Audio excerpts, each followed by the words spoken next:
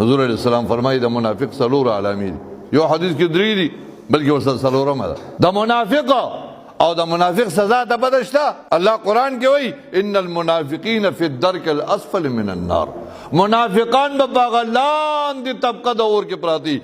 د کافرانو او د مشرکانو نه هم د دوی تر ځای لاندې دي. د منافق وایي څلور علامې دي. نو دې نه به ته او زه به کوشش کوو چې ځان ساتو.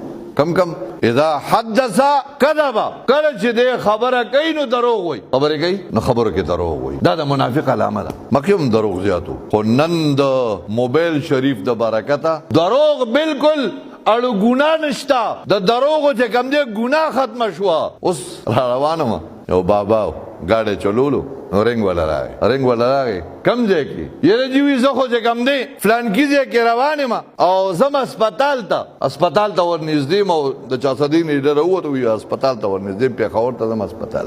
دروغ چې کم دی دا د منافق علامه ده. نن دروغ مونږ ته اړو ګناه نه ښکاري. او ښځې خو وله دروغ وله نوم بدل کوي، بانه مې وکړه نو بانه منه دروغ. نو نبی علیہ السلام فرمایي د منافق درې علامې دي. اذا حدث كذب، خبرې کوي دروغ به وایي. دا د منافق علامه ده. وما نهاكم عنه فانتهوا، اے د ما د محبوب امتی نبی علیہ السلام ته دروغ نه منع کړي. واذا وعد خالف، او دویم نمبر د منافق علامه ده چې کله دی وعده وکړي نو د وعدې مخالفت کوي، وعده نه پوره کوي. په وعده باندې لا ایمان لمن لا عهد له. حضور علیہ السلام فرمائی آغا کس کی ایمان نشتا چاکے چا دا وعدے خیال نشتا. نو وعدہ چا کم دے نو مڑاو یہ وعدہ ستا ہوئی دا وعدے اڑو پابندی نشتا، نو ایمان نشتا، نو دا قرآن مانے عمل لانا گئے.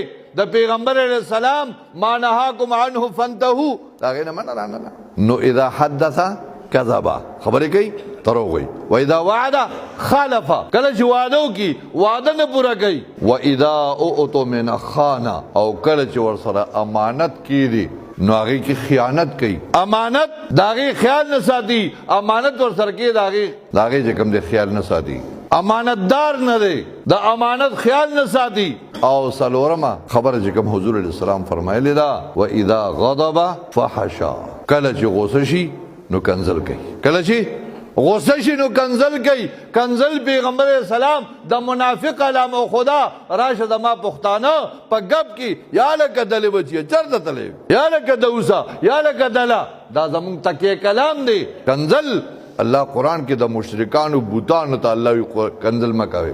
د مشرکانو بوتانو ته ولا تسبوا الذین يدعون من دون الله فيسبوا الله عدوا بغیر علم. الله وی د مشرکانو خدایانو ته کنزل مه کوئ، د مشرکانو بوتانو ته کنزل مه کوئ.